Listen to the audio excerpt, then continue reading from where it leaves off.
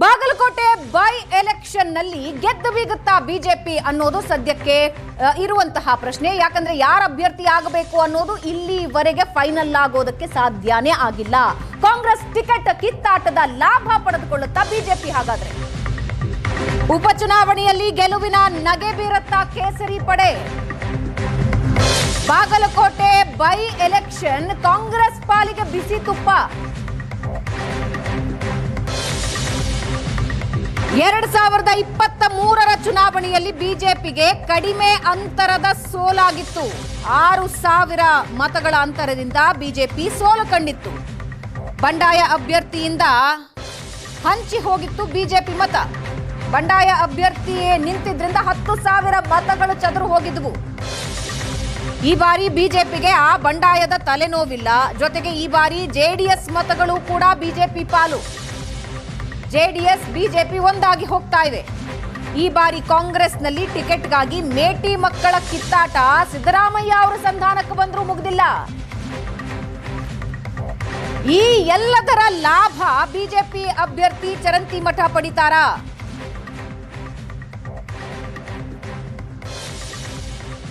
ಅನುಕಂಪದ ಅಲೆಯ ಮಧ್ಯೆ ಕಮಾಲ್ ಮಾಡುತ್ತಾ ಕೇಸರಿ ಪಡೆ. ಸಿಎಂ ಆಪ್ತನ ತವರಿನಲ್ಲೇ ಕಾಂಗ್ರೆಸ್ಗೆ ಶಾಕ್ ಕೊಡುತ್ತಾ ಬಿಜೆಪಿ ಅನ್ನೋದು ಸದ್ಯಕ್ಕಿರೋ ಪ್ರಶ್ನೆ. ಯಾಕೆಂದ್ರೆ ಬಿಜೆಪಿಯ ಅಭ್ಯರ್ಥಿಗಳು ಫೈನಲ್ ಆಗಿದ್ದಾರೆ. 2 ಕ್ಷೇತ್ರಗಳಲ್ಲಿ ವಿಷಯ ತಣ್ಣಗಾಗ್ಲಿಲ್ಲ. ಕಾಂಗ್ರೆಸ್ನಲ್ಲಿ ತಳಮಳ ತಣ್ಣಗಾಗ್ಲಿಲ್ಲ. 2 ಕ್ಷೇತ್ರದ ಅಭ್ಯರ್ಥಿಗಳು ನಾಮಿನೇಷನ್ ಫೈಲ್ ಮಾಡಿದ್ರು. ಆದರೂ ಕೂಡ ಇನ್ನೂ ಒಂದು ತಾರ್ಕಿಕ ಅಂತ್ಯಕ್ಕೆ ಬಂದಿಲ್ಲ ಈ ಗುದ್ದಾಟ ಕಾಂಗ್ರೆಸ್ದು. ಈ ಎಲ್ಲದರ ಲಾಭ ಬಿಜೆಪಿಗೆ ಬಾಗಲಕೋಟೆ ಎಲ್ಲಾಗತ್ತಾ?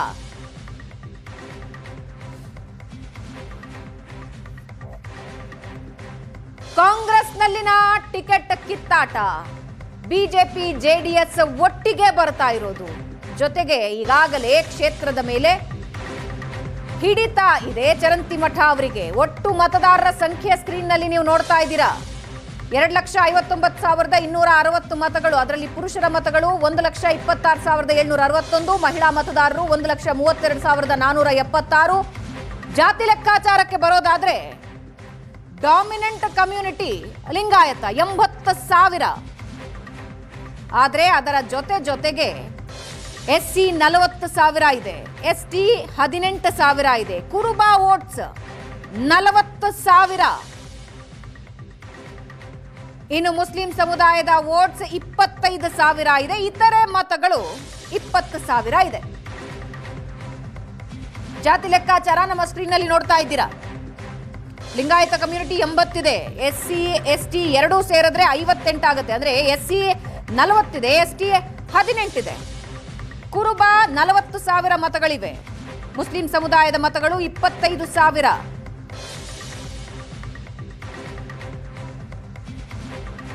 ಇತರರು 20,000 ಇದ್ದಾರೆ.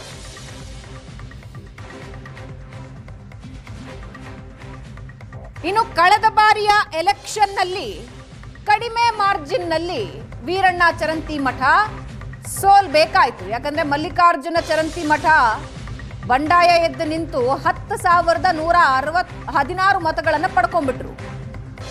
ಗೆಲುವಿನ ಅಂತರ ನೋಡಿ. HY ಮೇಟಿಗೂ ವೀರಣ್ಣ ಚರಂತಿಮಠ ಅವರಿಗೂ ಗೆಲುವಿನ ಅಂತರ ನೋಡಿ 5,878 ಮತಗಳು ಅಷ್ಟೇ. ಇನ್ನು 2018ರಲ್ಲಿ ಚರಂತಿಮಠ ಗೆಲ್ತಾರೆ. ಆಗ ಗೆಲುವಿನ ಅಂತರ ಜಾಸ್ತಿ. 15,934 ಮತಗಳ ಅಂತರದಿಂದ ಗೆಲ್ತಾರೆ. ಚರಂತಿಮಠ ಪಡೆದ ವೋಟ್ 85,653. HY ಮೇಟಿ ಪಡೆದ ಮತ 69,719. ಗೆಲುವಿನ ಅಂತರ ಇದ್ದಿದ್ದು ಆಲ್ಮೋಸ್ಟ್ 16,000, 15,934. ಇನ್ನು ವಾಪಸ್ 2013 ನೋಡೋಣ.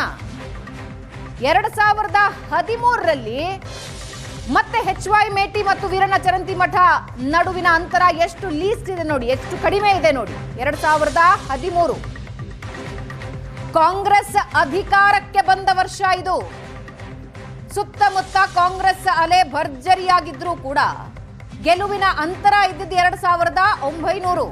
ವೀರಣ್ಣ ಚರಂತಿಮಠ ಸೋತಿದ್ದು 2,900 ಮತಗಳಿಂದ.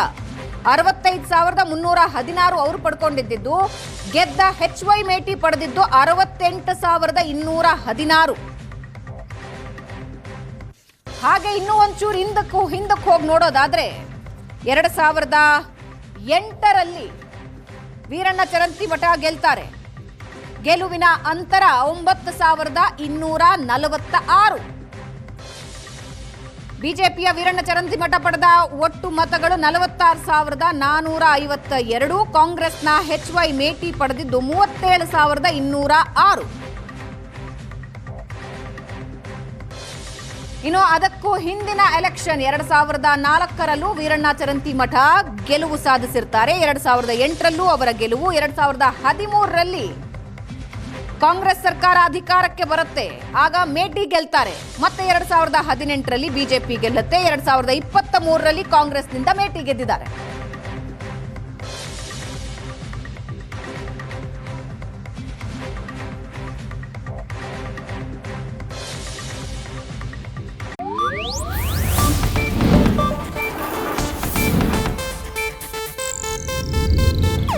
ಇದು ಏಷ್ಯಾನೆಟ್ ನ್ಯೂಸ್ ನೆಟ್ವರ್ಕ್ ಪ್ರಸ್ತುತಿ.